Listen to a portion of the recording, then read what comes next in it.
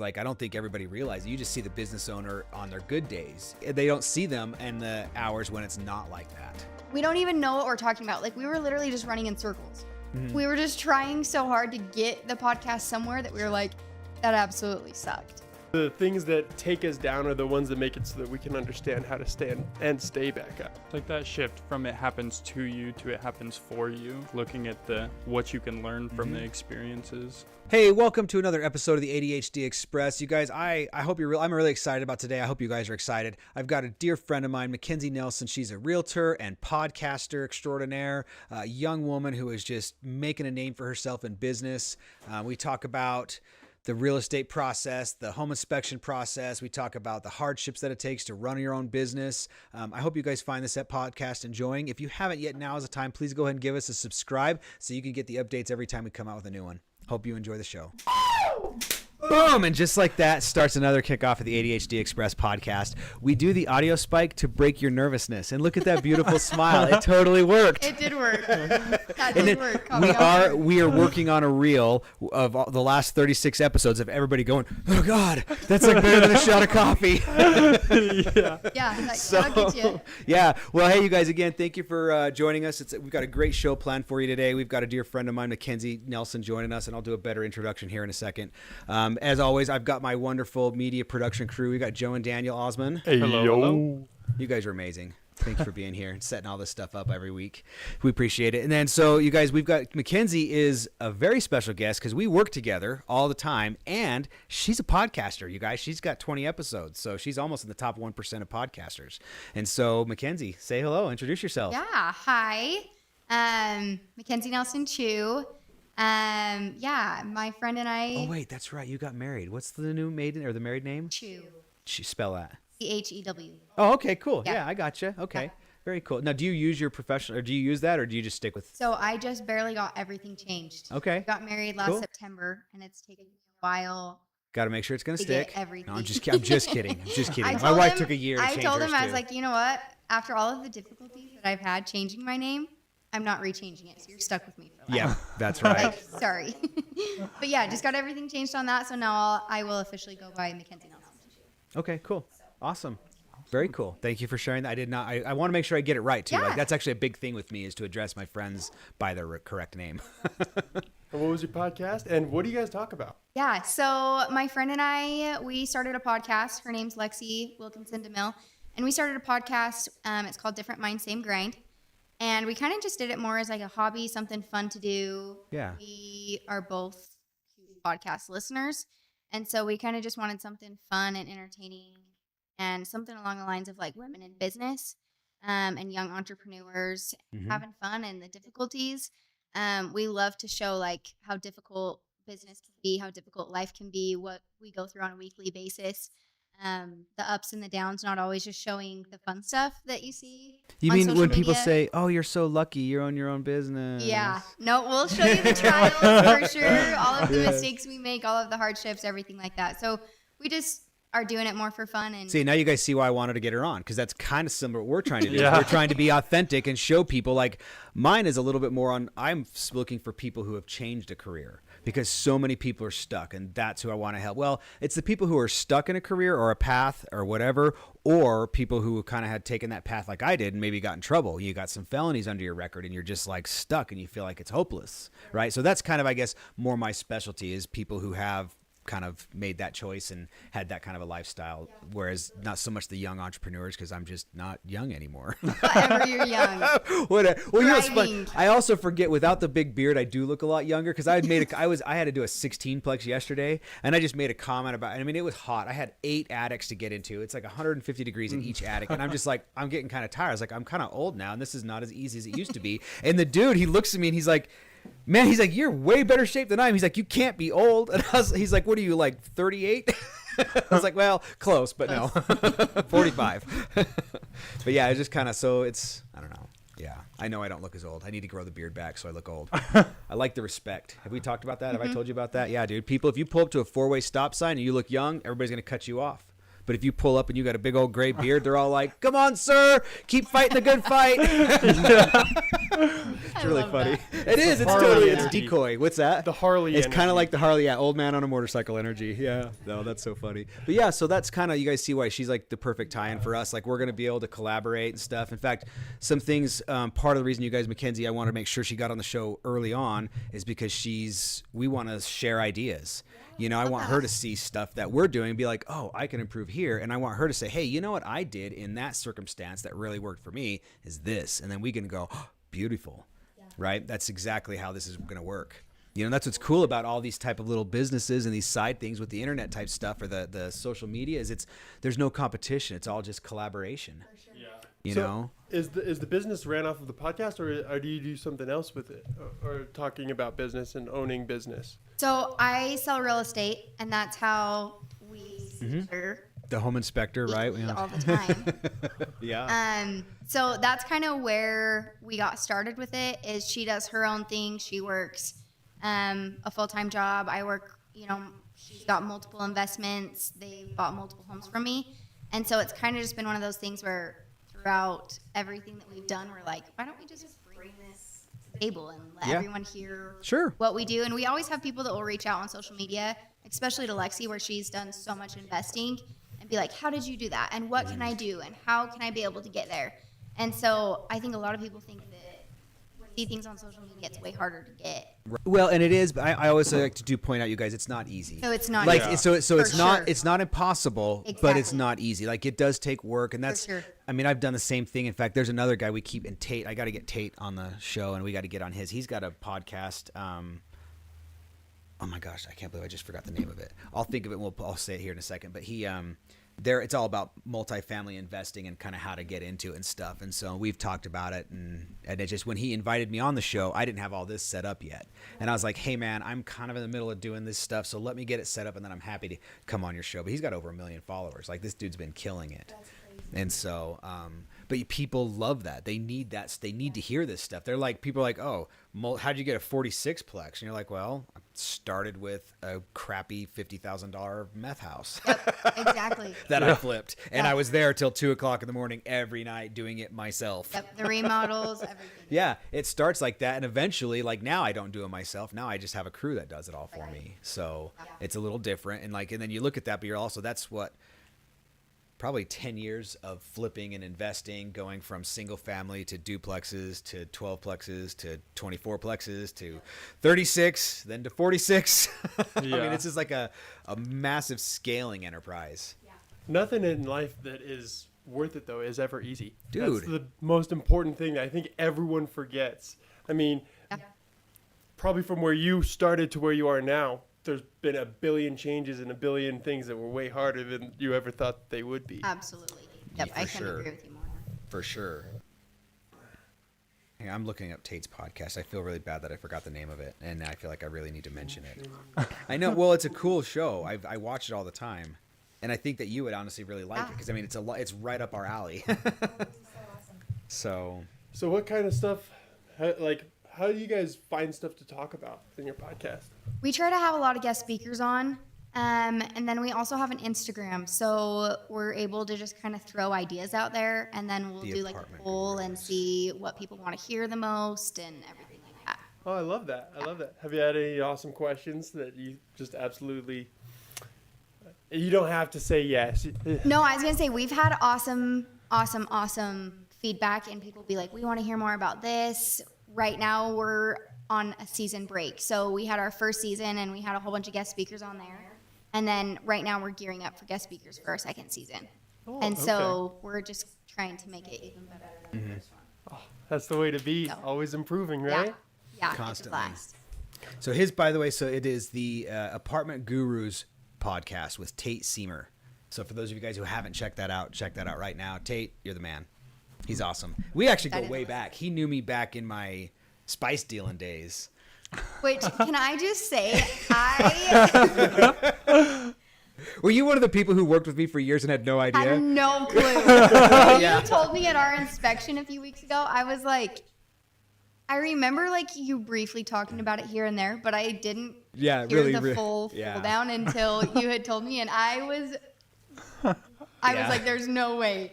Like, I would have never have. Yeah. So people don't realize, like, yeah. So in my professional world, like as the home inspector, like I'm all business. I'm Business. all in. I'm 100% Yes. committed, and I'm like vegan. That's why everybody works with me. Is it's just like, no, it's perfect, you know. And so I usually just don't Did you share say that vegan? stuff. Did you say vegan? No. What did I say? I did not say vegan. You didn't say vegan. I just thought you said vegan, and my brain just went all the way over there. My No, bad. Negative. ADHD. Yeah, no, definitely. I had sausage and bacon and eggs for breakfast. Definitely not a vegan. Yeah, In fact, I think I have that for breakfast every single day. And that's not a joke. I really, really do. We can talk about nutrition and diet later, but everybody's like, you're lucky you're skinny. At 45, it is not luck. This is very intentional. It is. Like if you watch, I mean, I'm up at 5:30 every day doing my exercises every day, 7 days a week. So I don't take a day off.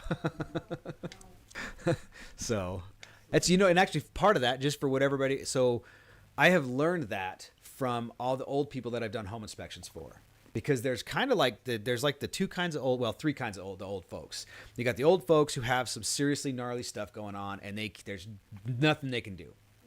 Then there's the old folks who don't really have anything going on, but a lot of these people just retire and just sit down and never get up again, and they create their own problems. And then there's these old people who are like, no, don't ever sit down, don't let the old man in, keep going, don't ever stop. And like those are the people who I'm meeting, 80-year-olds who are buying houses that are 3 levels, and they garden and run their tiller, and like they move like we do. Yeah. Like they're not. And so I mean, I've just like, as I've seen those people and I've talked to them, because I'm fascinated, and that's a cool thing about the real estate world, is you meet so many different people, and you kind of get, it's intimate. I mean, this is their biggest investment of their life. So we are intimately speaking with these people and communicating, and they'll share their stories with you. And that's how you know, you're like, dude, I want to be like that. I want to be in my 70s and still squatting on the ground, playing with my grandkids.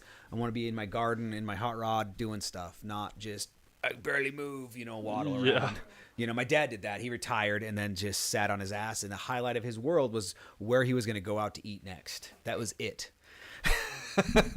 And I'm like, again, if that's cool, like that's your thing, like that's fine, I guess. But I don't know. I couldn't do that. I couldn't I either. feel like I just would start pacing. Just walking around the room, going around. I can't sit down for too long. I No. just start dancing too much. yeah, it's valid. You're like 3 of the most ADD dudes on earth. I think DJ's got it the most under control. But if we start wigging out, he can't control it. If you throw another ADHD person right here, he's screwed. He's screwed. His We all superpower go. fails. Yeah. Yeah. So episode, is it 11 or 12 with Paul? I think it's 12. 12, I think. So episode 12 is going to be awesome. He is as bad, if not worse, than all of us. And like, we had so much fun making that podcast, That but it is was the so most fun. unproductive thing. We tried to do the online ADHD, like, do you have ADHD test? It was like 16 questions. 16 Wait, how many did we questions. get through? 7? 8? We got through all of them, but Oh, it we- took us an hour and a half. I think it was 8. We were at 55 minutes with 8. Yeah, it was awful. That is so funny. Yeah, but it's good times. So that's kind of, you know, a little bit of a It struggle. felt that like we a have. little bit of a personal attack, though. Have you ever read those questions? Yeah, it did feel like a personal attack. It was pretty. The very first question, I was like, wait, never mind. I don't think I want to do this anymore. It was like one of those, changing. yeah. So, and you haven't really struggled with that. You're kind of like on top of stuff, aren't you? Yeah. Yeah, that's cool. If anything, I'm way too OCD. Yeah, Way. just on top of it. Yeah. Well, and that kind of shows, right? Your real estate career started super young, but you were just kind of successful. Yeah. So, and a lot of folks kind of struggle. Dude, have you noticed that? Like, there is a personality. And I always feel bad when I meet somebody who's like, oh, I just got my license. And you're like talking to them for 5 minutes and you're like, I don't know how to tell you this. Like, you're not going to make it. It takes It's a not lot of you. hard work and a Yeah. lot of patience and a lot of time. And there's a effort. personality that has to be there. Yeah. Like, it just has to be there. I was gonna So- say I was pretty. I wouldn't say super shy, but this job definitely brings you Mm-hmm. out, and you got to Yeah. mingle more. Yeah. You got to shoot the shit, right? Yeah.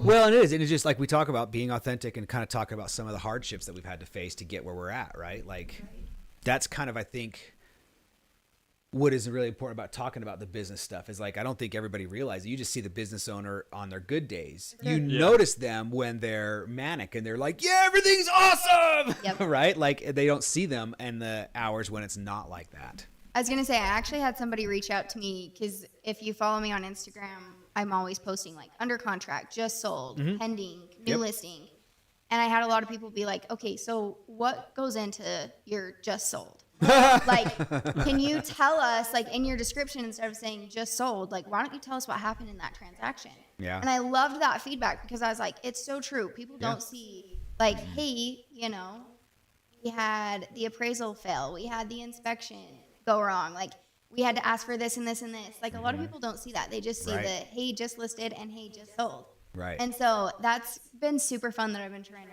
really do is go I like that back too. That's really cool. and be like, hey, you know, we got it under contract for this. We negotiated this. We got these repairs taken care of. It closed in 8 days, or, you know, funded and recorded in 45. Or, hey, we have one right now that has taken how many months since we Oh got them God, under Wellsville. contract? Yeah. I the mean, Rix's house. It's Dang. We've been under contract for probably 3 months now. Yeah, because we inspected it a month ago at least. That's right. I kind And of we forgot won't be about closing until the end of July. that. Yeah, they're not all rainbows, and They're not. she's got investment in that, time, effort, energy, money, like all that kind of stuff, and it's just kind of like gotta hang, dude. And so that's going to be one where it's like when you say just sold, like it's not just a just sold. There's so many things Yeah. that went into it that other people can't see. And so I'm kind of, that's one thing that I'm looking forward to is kind of bringing that That is really out cool. to the table. I love it. and Yeah. Showing a little bit more than just the just sold. Yeah. And isn't it funny, you guys? Because I've had a couple different realtors on here, and like, is their story is so different. Yeah. Like that's what's so crazy. Like it's not a ton of people, but a couple, Yeah. you know, and like just the different stories, man. It's amazing. It's so amazing. But you came into this because you're pretty young. I don't want to ask your age online. It's not appropriate. But like you didn't have another career, right? No, so I You did like jobs and then basically got into real estate. Yeah, so I graduated when I was 17, took off for a little bit, went up to Wyoming, was just working up there, came back home, was working at Logan High School as a okay. paraeducator, was going to school up at USU, getting my teaching degree, and then also I loved the criminal justice side of things. Oh, cool. So I was also going into that. And then Travis, my dad's best friend, he reached out to me and he's like, hey, I need somebody to just come in, make my calls, do my paperwork. I know you don't do school during the summer, so can you come in and do that?" Right. I was like, heck yeah, always more money. Yep. So super young. I think I was like 18 Yeah. when I was doing Probably. that. Yeah. Sounds about right. And started working for him, realized that I absolutely loved real estate, tried working 2 jobs, going to school full time for a year, and it just didn't work. And so I Yeah. kind of had to weigh my pros and cons and be like, what do I really want? What do I really want to go into? Realized that it was real estate, dropped out of school. Yeah. Dropped out at USU, and then just went real estate Yeah. full time, full hard. So Yep.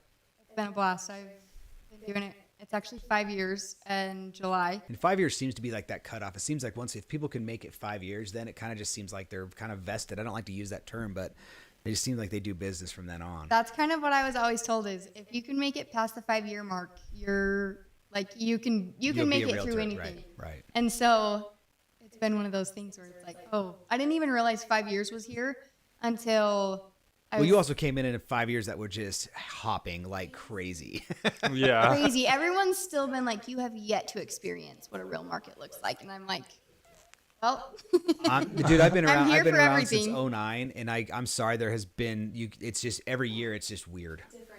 So like I don't know that there is a normal market anymore. The world's changed too much. Like Yeah. I don't know what's. yeah, it's been different. I feel like every year there comes different trials and more things that we have to jump through. Yup. And How has this year been for you? this year's been a little bit slower than it has the past few years, but it's also been a learning experience for sure. I've had way more deals that have taken a longer amount of time or have just been more Difficult, complex. difficult. You've Yeah. got to work harder for it. It's not Yeah. when I first started. I mean, It was just make deals. Yeah. Yeah. It really was. You could say that. It's fine. Yeah. Everybody around you here you knows. could really just sell anything, and now it's like. I mean, I shouldn't say that because you did have multiple offers, and it was Some of that stuff with you were- waiving inspection fees Yeah, and the you were battling different things, and now in this market, it's kind of just like, hang on. Yeah. So it's a different market, but it's also way more learning, which I love. I don't like transactions to be. I mean, I love transactions to be easy and simple, but Yeah. where's the fun in that? Like, Well, no, and it's funny to hear that said. That's honestly part of why this exists. is like, and you don't think of it, like I've done so many home inspections that like it kind of anymore really it's hard to find something new, and that encompasses a raccoon attacking you in an attic or a badger in a crawl space. Like that shit has all happened to me, and so like I'm kind of just like anymore. Right. I don't even get freaked out anymore. Right. People are like big old swarm of wasps, and I'm just I get those suckers right out. I don't even care. I just don't. It's been too long. That's so awesome. Kind of, but also kind of like, ugh. Right. Yeah. Like that crawl space at the house we were just talking about. It's so grody, and they're like, "You're just gonna go in there?" I'm like, well, yeah. They're like, "You have shorts on." You're like, "Yeah, I know." Here we go. Yeah. Yeah. I have coveralls. It's so much time effort to put them on that I'm just like, I just don't. I know, right? Yeah. So funny. So get this. You haven't heard this one, so this is awesome. Because I do like some national due diligence consulting, right, on big multifamilies. So I have an investor guy who's zipping in his private plane to pick me up on Tuesday at 5 a.m, fly me up to Montana to look at a 50-plex You were for him, telling me about this. and then flying me home in his private plane. That is so awesome. So yeah, that's next week. So I'm gonna make a cool video. I'm gonna take you guys all along with me. You guys can go check it out. So It just fun. it is. It's exciting. I'm like, okay, that's cool. Like that's fun. That's a different day. That's not your average day. So that one's kind of exciting. And then I said I got to go do a cool 16-plex yesterday for a guy. He's a chocolatier in Belgium and is buying all sorts of multifamily stuff here and has decided he really likes how I do my reports. And so I've done all these multifamily. Every time he buys a new one, I get to go spend a day or two inspecting on one. Yeah, pretty cool, actually. Chocolate tour. Yeah, he owns like these chocolate businesses. Yeah, for real. Yeah. Like yes, Belgium chocolate. Yeah, I know his name. I don't know his business or anything like that. I'm just the inspector, but like Chocolate Factory, Willy Wonka. I don't know. Honestly, the he might Belgian be Willy interested enough. Wonka. We need to get the so we can do the virtual podcasts, so we can start having these people that I interact with, because most of them That are would cool be to be like, yeah, dude, I'll come on. It's just we got to be able to get the virtual thing working right. Yeah. So, anyways, would I be probably a will, blast. because he's just a neat guy. He loves my bit, loves what I do. So I'm, he just always hires me. So in fact, his reports, we always call it like the chocolate house or the cocoa house, or that's what I title his reports as for him. Well, that's what they, Next, on the that next guy. one, can you please do Charlie the Chocolate Factory? Is that Factory's the house. name? Yeah, I Chocolate totally Factory. can. Yes, I can. It's really funny. Willy The Wonka. I'm just gonna call it the Wonka house. I'm just gonna Wonka call it the house. Wonka house. I love that's actually, and I bet you he'll appreciate that. That's hilarious. So yeah. Do you guys know about the first Willy Wonka guy? Like the reason why he You mean came Gene out Wilder? the way that he did? Or no, Yeah, Jodie Foster. No, Gene Wilder. Jane Wilder. Gene, Gene. I messed it up 3 times. I'm sorry. Sorry, okay. Internet. I know he's a beloved sweetheart. He But is a beloved sweetheart. you know when he rolls out at the very beginning, Yeah. and he comes out with a cane and then it sticks in the ground. Did you know that wasn't originally part of the script? No, did he screw up and he just rolled with it? No, actually, it's even crazier. He told the director that he would not do the film unless, when he first came out, he came out with a limp and then proceeded to roll and jump in front of the children. Because then everyone would know, nobody would know when he was being honest or dishonest throughout the entire film. Interesting.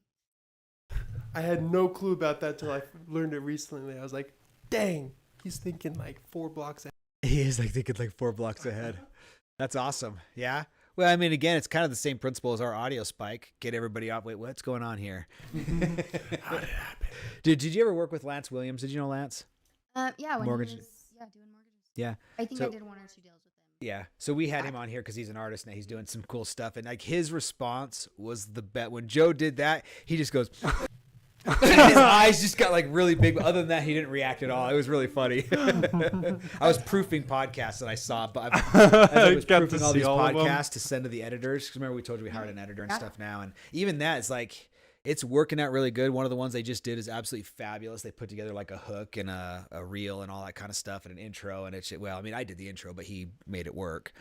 It's just so crazy. But what we did is we bought the DaVinci Pro, and then we got one of those speed editing dashboards.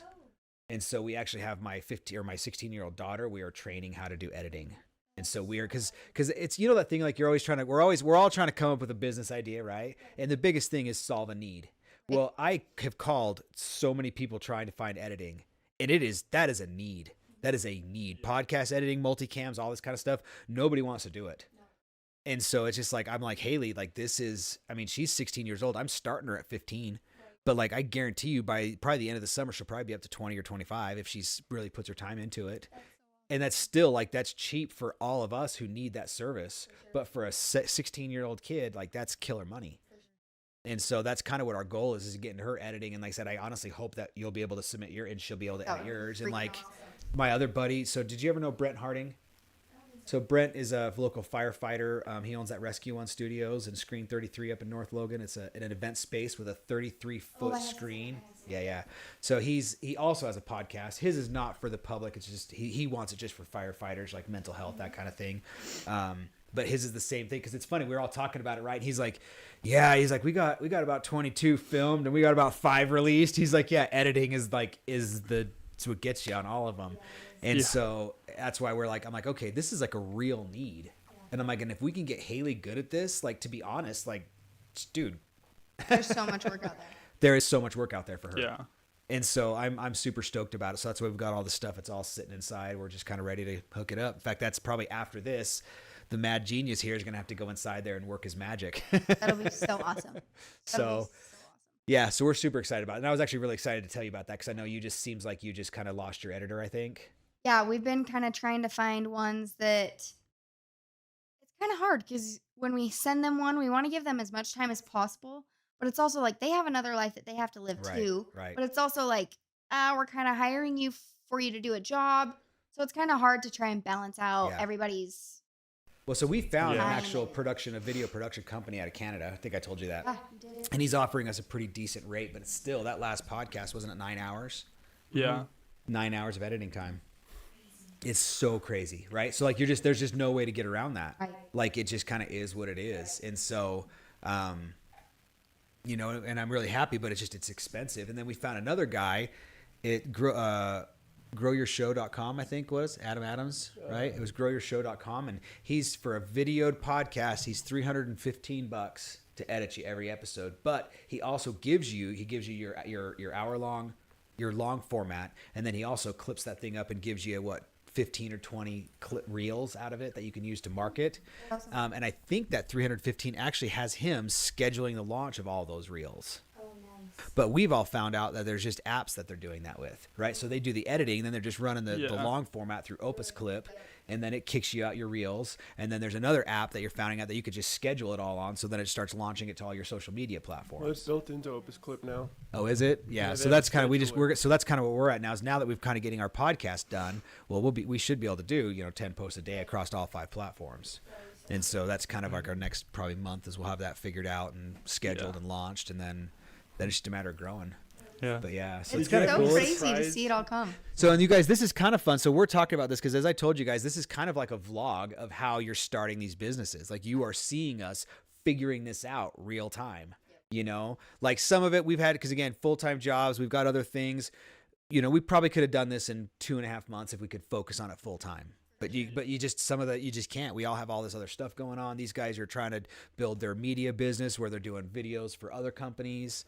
And so it just kind of, just even storing all your data, all those things. We've got drives everywhere that are all full and maxed out. And you're like, dude, because you got to have backups and redundancies. And we're still finding stuff trashed and failed. Yep. You go through and you're like, oh, I got the first 15 minutes of this podcast. And then it's gone. It's gone. Can't recover it. I just found that on Aaron Hill's. Yeah, Aaron, if you're watching this, yep, we got to redo yours. My side's gone. We got him and you. Yep. Yeah, there's a lot of Dude, pieces that go into it. It's given me a real respect for all the folks out there who are creating social media and creating videos and stuff like that. Like it is, everybody's like, oh, you just take a video. Nope. It's not how it is. Yeah. It's not how it is. There's so many things that go into it. Yeah. Like we went on this St. George adventure tour thing and we have 600 gigabytes of video. Like, how do you, and then we've got a guy, Brant, I don't think he's probably not watching, he's planning his world trip, but he's like, hey, you guys, let me get that video. And it's just like, how in the hell do you transfer 600 gigabytes of data? Yeah. I'll tell you. So here, for those of you who are at home going like, I want to do this too, and I want to figure it out, you have your person go on to Amazon and buy you a terabyte hard drive and just ship it to you. There you and go. then you load all the data on it and then mail them their hard drive. There you go. That's how you do that. Yeah. That's the easiest awesome. way. Yeah. At the end of the day. At the end of the day, that is the easiest way. What was the That's so biggest awesome. surprise for you in creating content and generating it? Oh boy. I think for us it was more just coming up with, like, you think of all these great things and then when you're putting it together, It's hard. I'm not going to speak for Lexi, but I'll speak for myself. I'm a very nitpicky person. So actually running it back, we filmed 6 episodes. I think it was 6 or 8 episodes. And we just did it at her house and we filmed 6 episodes that we thought were killer from like a whole just weekend span of just doing stuff.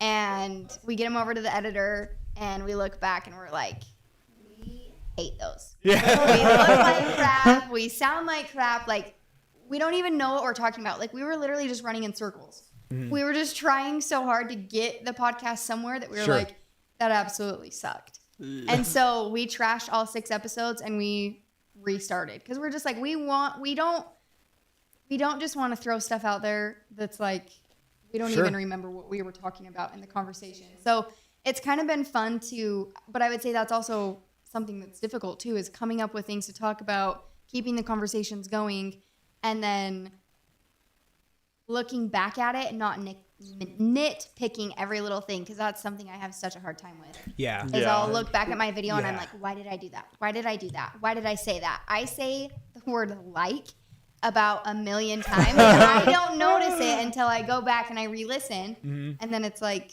There's a couple of speech programs I can probably introduce you to that teach you how to not do that. Please, So- because I swear, They I call- don't even realize it until I'm re-listening and I'm like, man, people should hate me. So here's another really funny one for everybody who's listening. So my parents were, and Mom, I love you. I know you're going to see this too, and I love you dearly. But so my parents had a few years when they were very confused as far as to which religion we were. And so they kind of experimented with a lot. And at some point in time, we were with the Jehovah's Witnesses. Now, I personally now am against pretty much any form of organized religion. I'm just not into, because you could just see the touch of man all over them, and they've just perverted and ruined something that was beautiful and pure. I digress. That's not neither here nor there.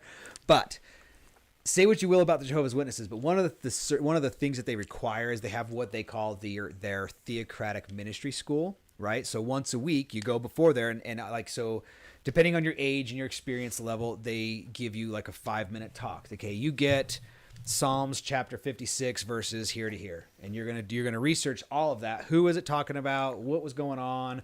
And then you're gonna give a 5-minute talk in front of the congregation, and then they're gonna have 3 or 4 elders sit up there, and they are gonna critique you On how you did. But basically they're teaching you how to speak in front of people. So I personally thought that stuff was wicked cool, and I actually got when I was like 14, I actually got to give a talk at the D Event Center, which is the sports arena down in Ogden for the Weber State University. I got to give a talk in front of 5,000 Jehovah's Witnesses when I was 14 years old.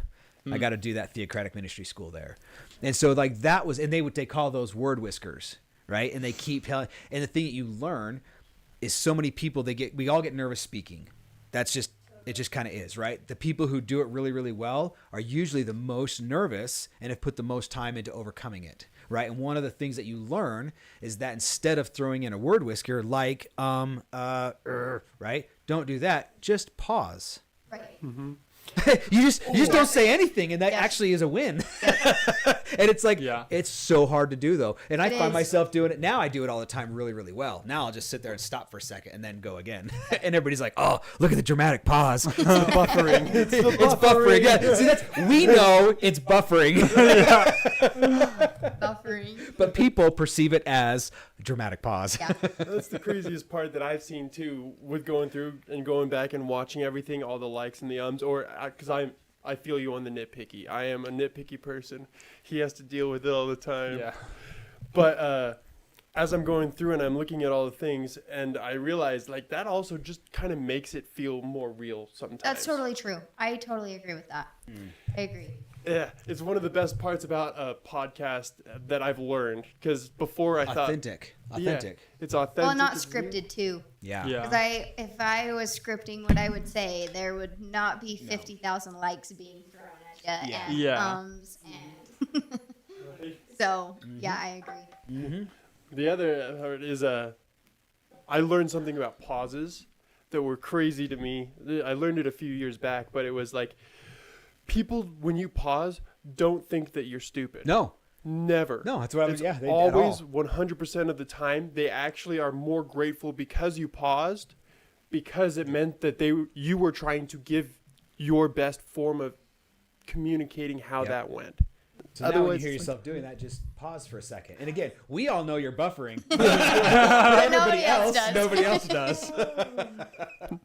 That's awesome. It's funny how we adapt a lot of these things. Like when you're trying to deal with people and you're like, that guy is just so irritating. It's because you're an NPC in his world. Yeah. And once you start thinking about that, then you're like, oh yeah, he didn't cut me off because he's a jerk. He cut me off because I'm an NPC. Yeah. Could care less. just like in GTA. Yep. So like it's kind of when you start applying that principle to life, it's kind of a little bit easier. For sure.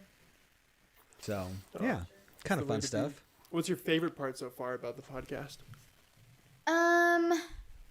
I love all the guest speakers. I love yeah. how everybody comes in with a different opinion. That's kind of why we named it Different Mind, Same Grind, because I feel like at the end of the day, everyone we It's a dude. everyone we have on there, we're all aimed towards success. Like we all want success at the end of the day, but we all have different minds of how we're going to get there and different plans. And so I think just having people come on and even different perspectives for me to see that I wouldn't normally see had I not heard people come on and tell their story or give a talk or anything like that. So that's probably been my favorite part, is listening to and seeing also people thrive. Like girls that I went to high school with, guys that I went to high school with, and we've had them on just to see how much people have wanted success and then went out and got it has just been incredible. Yeah, it is. And The I- Yeah. stories are phenomenal. Yeah. Every time, right? Yep. Yep. And it's just one of those things that you look back and you're like, oh yeah, like we're all rooting for each other, but you don't see that. Like you don't see that side of it. You see the social media and the competitiveness of it that you're like, oh, why can't I do that? Or why can't I be where they're at? Or why am I not making as much money as they are? But it's like, You have to go out and get, and part of, again, we talk about that is you have to engineer your life for that. Like there's a lot of forethought and effort to go into doing. Those people are not just living. They're not just going to work and then coming home and watching Survivor. Right? Like that's, I had in that apartment, somebody, they were like, oh, do you watch Survivor? And I was like, no, what's that? And then they kind of told me about it. I'm like, oh, that sounds cool. Like, yeah, you should watch it. And it's like, well, I don't really have time for TV, man. Like, I was going to say, me and my husband, we have people tell us all the time, like, have you guys watched this movie? Or have you guys watched this television show? And it's like, we've watched a few, but I can probably count on both of my hands how many times my husband and I over the past 4 years have sat down and watched a movie yeah. and like successfully finished the movie without being interrupted by business calls or my husband has ADHD. And so it's like, well, let's just go do this right now. Like So, you know, the it's few actually, movies that's we funny. can get through is, yeah. So I can actually help solve that for everybody who has ADHD and a whole bunch of processor speed that they can't deal with. So that's ADHD is kind of like a processor, right? I have too much input coming in.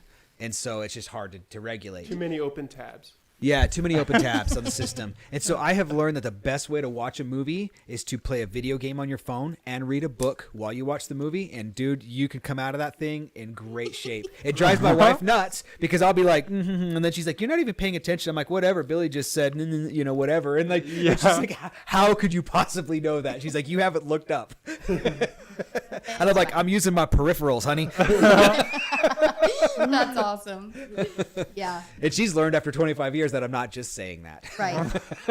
Yeah. I learned that when I was really, really young. My teachers could not deal with me because I had Yeah. the Right, dancing deemed as bad moves. kids their whole lives, man. Growing up, these ADHD kids, like everybody's like, these kids are horrible. We're not. Right. We're They just smarter than finally you. fixed me. They finally tried to medicate me and then fix me, and then it just went terribly. In fact, there's now a warning label on a prescription because of me. Thank you.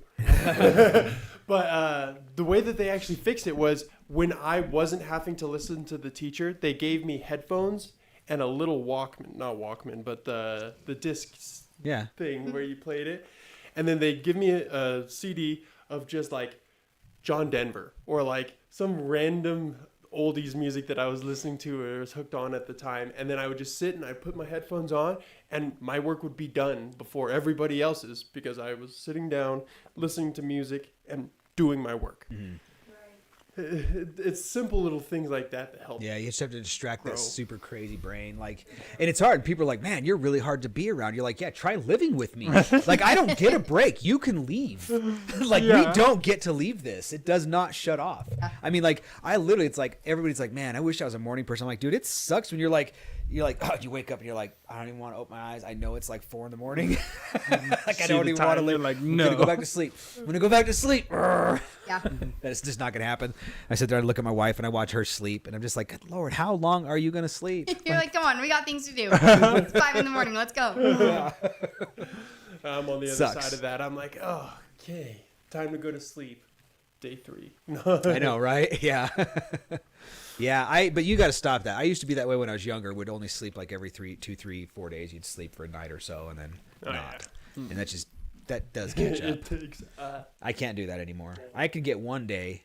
I can stay awake all night, and go 2 days. It's not even a big deal. But the third one, I'm a mess. In fact, I did that. I couldn't sleep for like 2 days. I had that big shooting competition. I went up to Parma, Idaho. I think I told you about that. I hadn't slept for 3 days. So that first day in the I did just terrible, and I'm sure it was because my brain just was not processing. And then I slept, and then I went and did really a lot better. So It was killer for me when I was in wrestling because we would have weekend things that we would go to, and we'd spend a night in a hotel, and every time I would just wind up walking the hallways of the hotel just because I was so excited for the next day. I was like, okay, what am I gonna do? What am I gonna do? Even though I couldn't think of all the possible things that I wanted to do. But my brain thought that I could somehow, somewhere in there. It's valid. See, that's the ADHD mind. You're married to one now, it sounds like, right? Yeah. And what is his business? Because he has a business, doesn't he? Yep. So is he the dumpsters? Yep. So he owns Blue Collar Haulers. It's a roll-off dumpster company. Yeah. We have about 30 plus dumpsters now. And yeah, he's absolutely killing it. And he's the same way. It's like early morning grind. There's a million things on his mind that he's got going that he can do. And I mean, we have 4 different businesses because there's just always something that he's doing. So we just go ahead and do it. We might have to have him on here too then. The way to I guess. Yeah. He would be I mean, 'cause that's how awesome. we He's always so fun. are. Like, I always forget. It gets to be a point when it's almost embarrassing sometimes because you're talking to people and then they're like, "Oh, so how's this going?" You're like, "Wait, what?" Like, that was like a year ago, dude. That's done and gone. Like, there's like we're past that. 5 other business. Yeah, we're way past that. Yeah. I feel like most people in business have like a little ADHD. Yeah, though. I kind of Like, have to. I think, yeah, definitely. Right. You had some trying childhood stuff that you kind of had to get your shit together really young, didn't you? Yeah. So that I think also is another thing. Yeah, my parents got divorced when I was about 16, and my dad's freaking awesome. And so he became like the main parent. Okay. And worked so hard for us kids. And then I kind of, Because you're the oldest of. I'm 3? the oldest of, I've got 2 brothers. Yeah. Okay. So then I just kind of was like, all right, it's, we got to grow up and get some stuff done. Mm-hmm. And so then I mean, because of all of that, I've got an awesome relationship with both my brothers That's right. we'll forever have. So it's kind of one of those things that sucks, but then you look back and it's like, well, I've been able to do this and this and this because of those hardships. Sure. And because of, I mean, I don't know if you've listened to our podcast A couple. I haven't that listened we to did enough of them, for our but- why. Oh, okay. Like what our whys are and just kind of like Yeah. who we are. Mm-hmm. And so I kind of went into more detail on that one as to like those hardships made me who I am today and my purpose and my why. And it all relates back to, one another. And so it's been fun. Yeah. It's amazing. The things that take us down are the ones that make it so that we can understand how to stand and stay back For sure. up.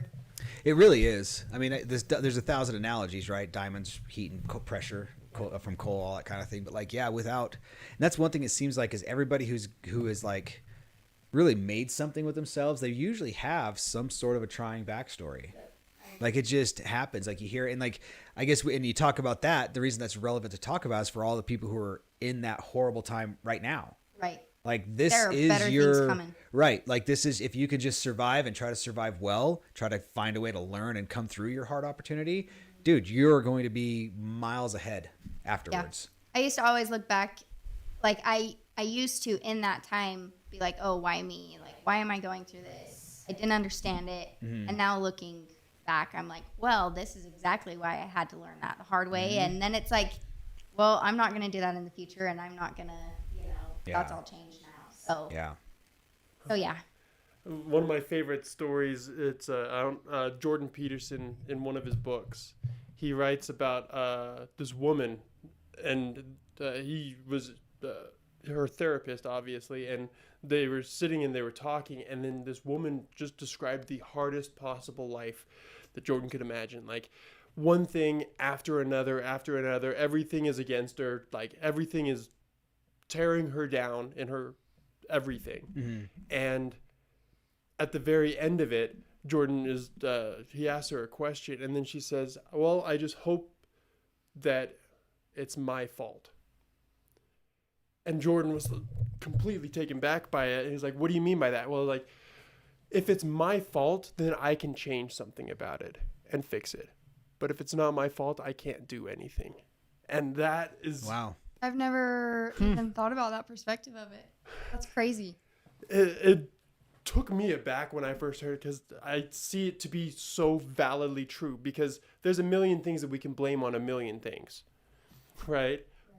But at the end of the day, you can't control 99% of those things. You can only control what you do and where you are and what you're doing to improve your life.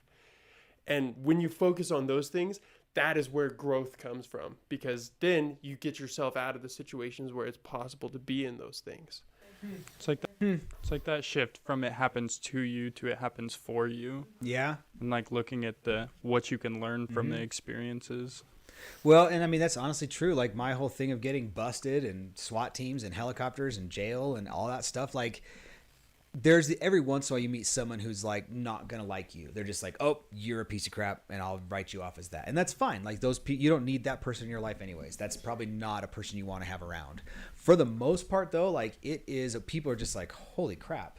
They're blown away by the story. They're blown away by the honesty of sharing the story. They're blown away with the story of like, yeah, then after X number of years, got the felonies dropped, like didn't ever do it, and like, it's just like, whoa, it's impressive. And you don't realize that until you start talking to people and like, yeah, not a lot of folks are able to pull out of that kind of lifestyle or having those hardships. And so that's, again, we need to be here to help those people, right? Like you're going to help people who lost a parent as a young kid. I'm going to help people who went to jail, who got felonies, who got SWAT teams. That sucks. I know. Well, I'll help you get through it, That's where the value of that's where the diamond actually does come from the rough, because the diamond is that piece of information that you have for everyone else. I don't know if you guys followed in the news at all, the Mamos guy. Have you guys heard about that? No.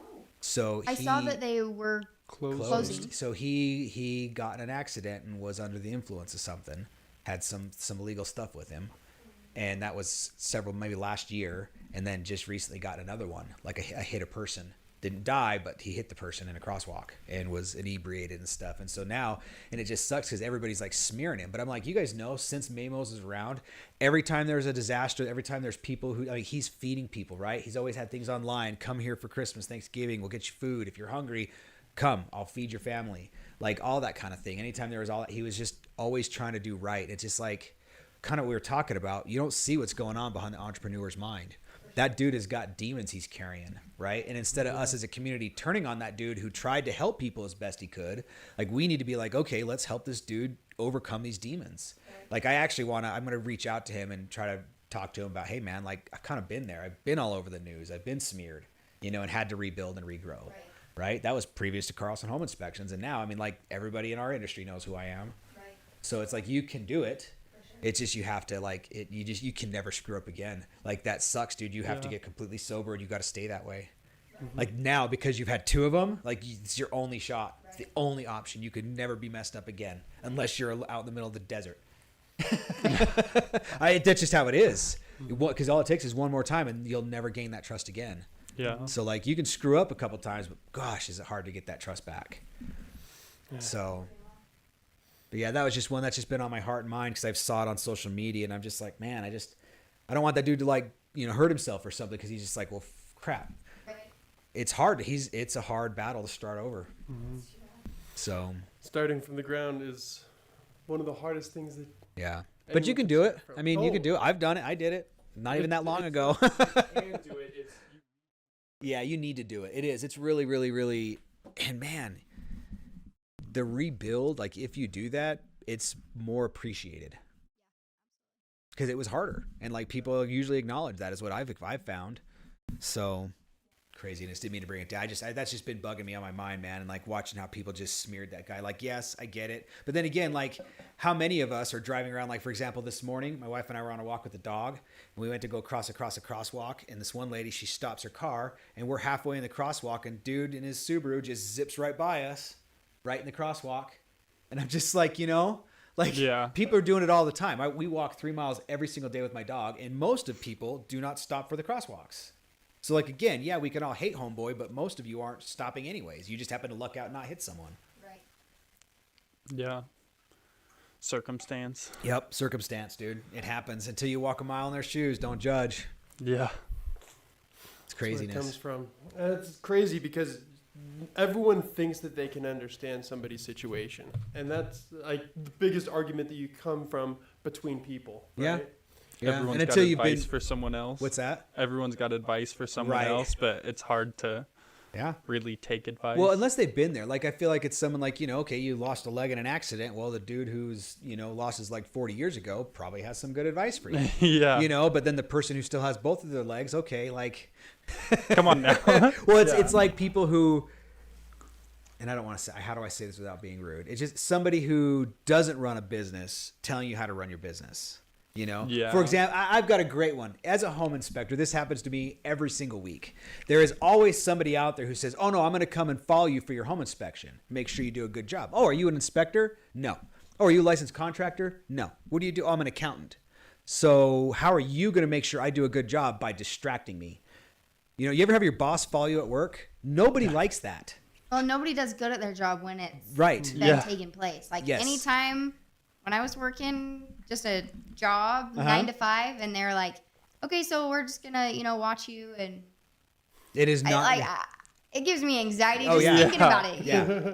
No. Yeah, no, don't Yeah. do that. Yeah, but that's like in my line of Yeah. work all the time. Or like, oh, my dad's going to come and he's going to follow you. Oh, is he? No, he doesn't.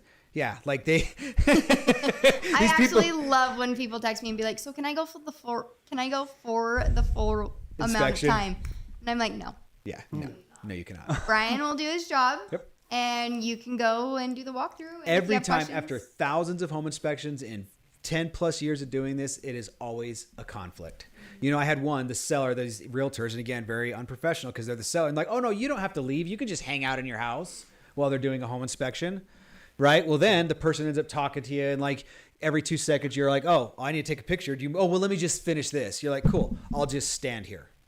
And you stand there until they move and then you take your picture or they walk, you know what I'm saying? Just like, it's like nonstop. And then that same person has the audacity to call their agent and be like, well, that took longer than they said it was going to take. And you're like, yeah, weird when somebody's in my way so I can't get my job done. Yeah. Interesting how that happens. And you made a Yeah. good point when we were talking about it last time that you could potentially miss things because they're trying to distract you from the things Oh, that yeah. they don't want you to find. Correct. And that was a big thing. Is I was like, even when I'm selling things, I want to show how good of an item it is or how Right. good of a thing it is. Yep. And so, but I've never thought about it from that. Like, I Yeah. also might be getting in the way of pointing out things that somebody could be like, well, I don't like it for that Yep. reasoning. You know what I mean? Yeah. And so it's like, Yeah. if the seller is sitting there being like, well, this is great and this is great, you're Yeah. like, actually, that's a problem. Yeah. Well, and then they always want to get in my way and like, well, and I always have to take the explanation as to why it's a piece of crap and why I never bothered to fix it. And it's just like, I don't care. I'm just here to report on what's happening. Right. Just let me report what's happening. Like, and then, or I get the seller who calls me and like, well, I think that's dumb that you called that out. I'm like, well, it doesn't really matter what you think. Like, it's a deficiency that doesn't bother you, but guess what? It might bother the new guy. Like, they're paying me to pick apart every single thing here. Yeah. It's not an easy way to be because everybody, it's conflict every day. Every single day. On one front or the other. Yeah, it's just every day. I had this one woman, like, they gave me the wrong address, which again, nobody really, my report is like, it's awesome, but it's also like, nobody really sees it. The buyer, the agent, that's it. She has been for a month. She called me once. Well, the address is wrong. I just really need it changed. Okay. Like, I kind of forgot. She called me again and I didn't do it. And then she called like 3 times in a row. And so finally I was like, fine, I'll change the address. But like, it's just kind of funny because like you look at the report, you make your decision, you buy the house. And then other than that, you kind of don't ever touch your report again. Right. So it's just like, it's funny to me that was such a, a stressful thing for her. But that just, you just don't know. That's the personalities. I've got one person who, I don't know, a bad GFI is a huge deal, which you and I know that, okay, I can get an electrician there for $150. He'll fix it. And It's done. kind of funny to see, like, when we're walking through properties and the clients are like freaking out and me and you have to be like, no. It's okay. Yeah, it's okay. We calm can down. take care of this. It's going to be fine. That's like $100 fix. Yeah. But then something that's like massive, like the roof, they're like, oh, It's fine. it's fine. And I'm like, Yeah. the That's roof where is you- going to cave in on you and you're worried about It's the dumbest thing. Yeah. Some baseboards not matching or whatever. Exactly. Yeah. It's just Yeah. Yep. some people are funny and you just do your best to appease them. That's again, different experiences. Well, I knew a guy who had this leak and it caused all this damage. Like, okay, I get that, but like, that's not a normal thing.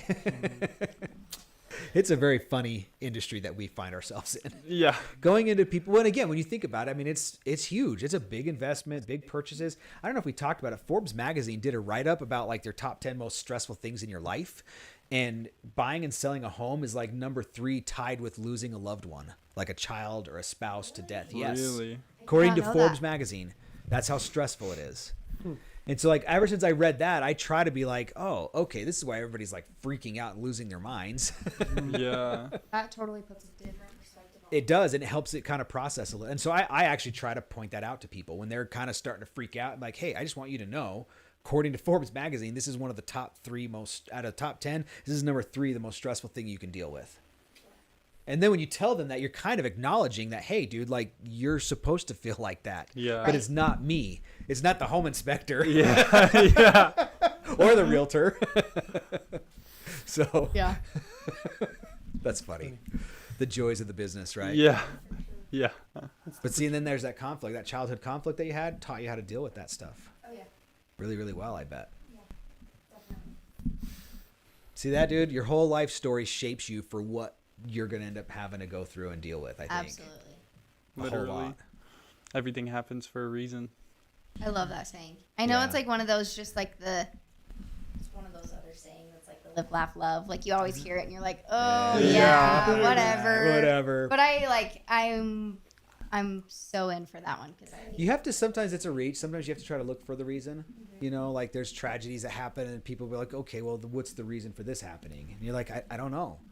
Maybe that person was going to have some horrible illness and die very painfully. And for some reason, they got in a motorcycle crash instead. And it was quick instead of a year of suffering. Yeah, I don't know. I mean, and again, yeah. it's just, It's like that one Will Smith movie. Does anyone remember it? It's the butterfly. oh, butterfly effect. Butterfly effect. That's an I old haven't movie. seen that I don't. one. Oh, it's so good because Right, one of my butterfly favorite flaps parts his is wings the- here, and there's a tsunami on the other side of the world. uh, That kind of principle, right? yeah. But they say another thing in there that is one of my favorite. It's the collateral beauty. So like Oh. when something happens, oftentimes like over exaggerating, like a nuke, right? There's a nuke that happens, right? You just see the destruction that happens at the core, but you don't see the beauty that happens outside if you're just focused on the destruction that's there, right? Yeah, the big flower, the cloud, the Right. whatever. Like a break in a window is another good example. A break in the window, right? If you look at it as a broken window where the hole went in, you completely miss the beautiful cracks that are going across that people do in order to create stained glass, right? Or like when you get raided by a SWAT team, looking at the beautiful orchestration of all the men in their little suits. They all had to get ready and accessorize. All for you. All for me. You can't miss the collateral beauty, I'm telling you. I'm That was sorry. hilarious. That was Collateral Beauty, right? Kind of Collateral yeah, Beauty. Technically. yeah, all those guns and no one got shot. Yeah. Just a little hard to see it sometimes. It's a little hard to see it sometimes. It took me 13 years. That's so funny. Well, you guys, that is an hour-long podcast, you guys. So that's going to probably wrap us up. I think we got to get Mackenzie. She's got working to do. She's got to get out of here and go show houses, right? Yeah, that's why she looks like $1 million. So, well, cool, you guys. Hey, thank you so much for joining us. I hope you guys enjoyed the podcast. I did not say subscribe at the beginning, but now is a great time to like and subscribe if you haven't already. We're going to have a couple other lists. We're going to have Mackenzie's podcast listed on here. We'll probably throw Tate's on here as well because we mentioned it, and then you guys can go and like and subscribe those as well and learn everything you need to know about real estate and business. So, Mackenzie, thank you so much for joining us. Thank you for having me. I was so nervous, and I'm so glad that I was able to It's fun, huh? join you guys. This is a blast. Kind of a different So fun. experience, yeah. So fun. So hopefully we inspire you, and then your podcast is just gonna soar. So I'm excited to see where your guys' goes as well. cool. Thank you very much. Thank you. Awesome. Well, thanks for joining us, everybody. Have a good day.